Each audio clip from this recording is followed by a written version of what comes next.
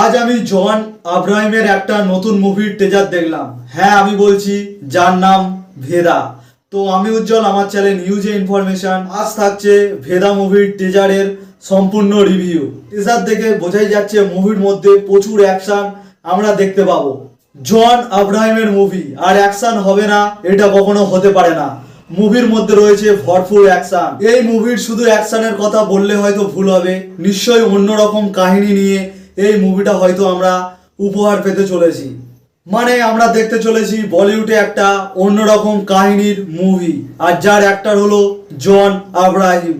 আর এই মুভির মধ্যে আমরা লিড রোলে দেখতে পাবো জন আব্রাহিমকে এবং তার সঙ্গে তামান্না ভাটিয়া আর সারওয়ারি ওয়াক। আর এই ভেদা মুভির ডিরেক্টর হলো নিখিল আদবানি।